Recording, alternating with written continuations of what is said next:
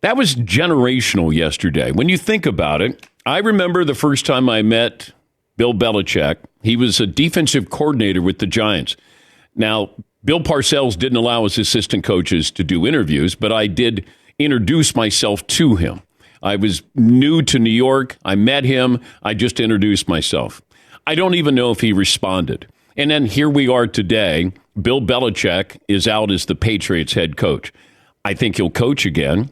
Nick Saban I've known for a long, long time. And yesterday didn't surprise me, but there's still that element of shock that Nick Saban is not going to coach any longer. Pete Carroll, one of the great college coaches of all time, and a couple of yards away from joining a pretty elite group of head coaches to win 2 Super Bowls, decides that he is going to part ways with Seattle, at least as a head coach, maybe staying on as a coordinator. And I gave you a heads up from last week when I was talking to somebody in Seattle, and they said, hey, keep an eye on the Pete Carroll situation here in Seattle. And I said, wait, Seattle could move on from Pete Carroll? And I was told yes. Now, Pete came out earlier this week and said, no, I got the energy. I'm going to keep coaching. And then all of a sudden yesterday happened. Mike Vrabel, there was a little bit of surprise there because he's a coach that's going to be in demand. Pete Carroll, I think, wants to coach again. Bill Belichick's going to coach again. I don't think Nick Saban is going to coach again. Welcome to the show. Hour 1, Rodney Harrison, who is a Hall of Fame finalist. He is a former Patriots defensive back. He's going to join us coming up here in about 15 minutes from now. Also, Gary Danielson, one of the great voices of the SEC with CBS Sports, will join us a little bit later on. And the great NFL Network reporter, Tom Pelissero, on sort of what has happened and how does this change maybe teams that have a coach or they don't have a coach. And now you have some openings and you have even more candidates. So pretty crazy day. This program brought to you by the great folks at Discover Cashback Debit. It's a checking account that rewards everyone with cashback on everyday purchases, no fees, period. Check out eligibility terms at discover.com/cashback debit. Discover Bank member FDIC. And not to have news that is even larger than what happened with Saban at Alabama or Belichick with the Patriots, Pete Carroll with Seattle. But later on today at 6 Eastern, in the newsletter, you'll be able to find out how you can join us at the Super Bowl. Bury the lead. Yes, this is it. And I wanted to be fair to Belichick and Saban and Pete Carroll, out of respect. Didn't want to come in with a big hammer here. This news is just too big. It is. You can't hold it that much. Yes. If Shefty, breaks into programming on the mothership and says this, then he got it from me. Sources close to me. But on the newsletter, if you're signed up at 6 Eastern when it comes out, and in your inbox, in your email, it'll tell you how you can join us at the Super Bowl. Have tickets. You'll be able to join us Monday through Friday, and we'll give you the location as well, but you'll be able to join us in the studio audience. All right, 877-3DP Show. We say good morning if you're watching on Peacock. Man, I got a lot of energy today. I'm like Pete Carroll's gum. I mean, I'm fired up, ready to go. I'm going to be exhausted at the end of the day. When we get up in that age group that Belichick and Saban and Pete Carroll are, at the end of the day, I'm tired, going to have to take a nap.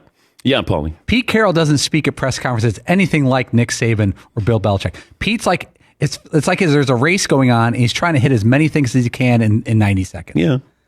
Yeah, he does. When he talks, he's going to be better. Like he's got a time limit that he's got to get it out right. Whereas Belichick and Saban are a little slower, more deliberate. Pete's always. Do we have a little bit of Pete Carroll from yesterday press conference?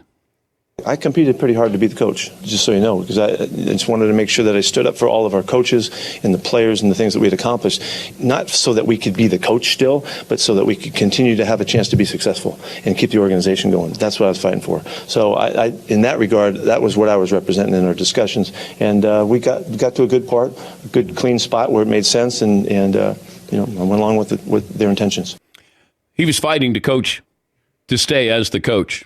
And that's one of those where, and I have no information, but ownership probably said, no, we're moving on, Pete.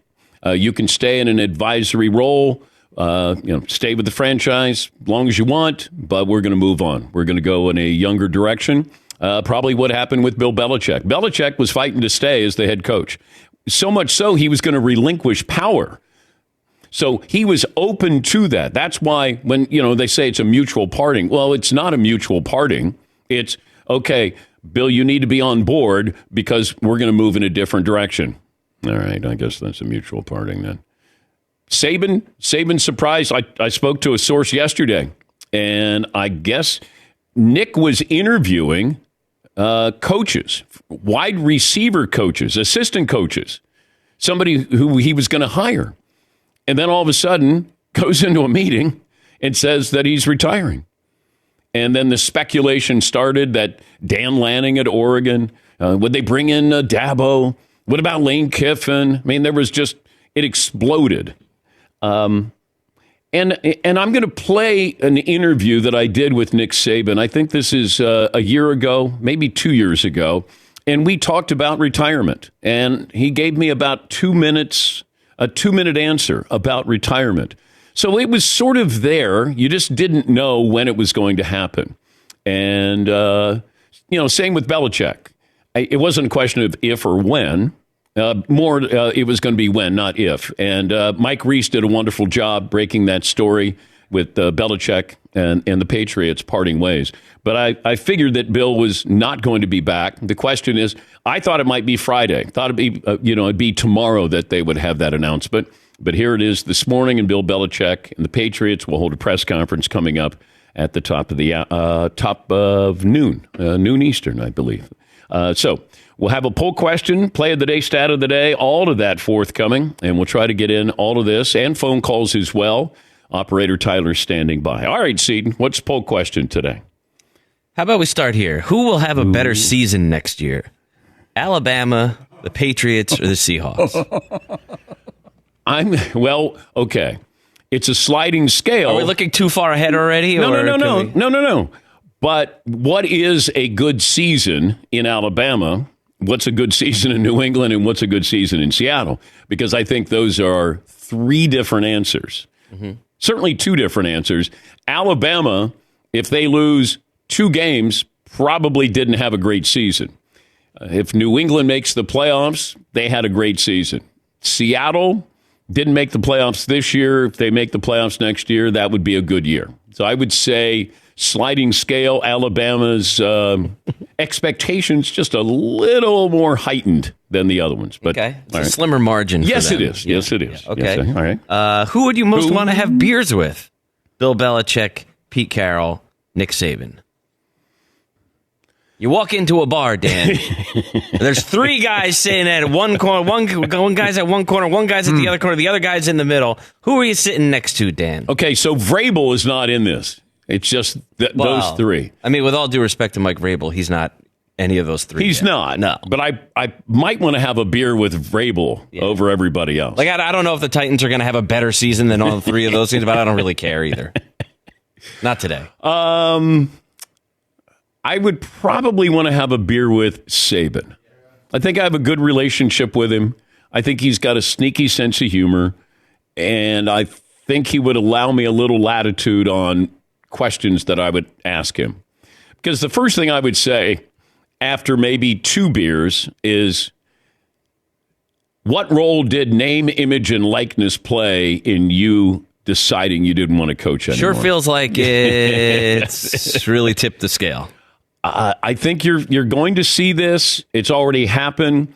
Coach K talked about it. Jay Wright talked about it, the great Villanova coach who decided to retire. The landscape has changed because college football was about control. These coaches had you for at least 3 years. You weren't going anywhere. Now, all of a sudden, where you go, how long you stay, how much you make, are you playing? I'm not happy. I'm transferring. That is going to probably limit the coaching careers.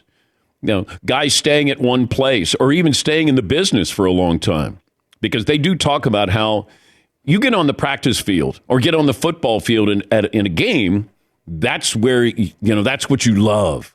But the other stuff, that'll drive you out of the business. And I think that's what happened with Nick Saban.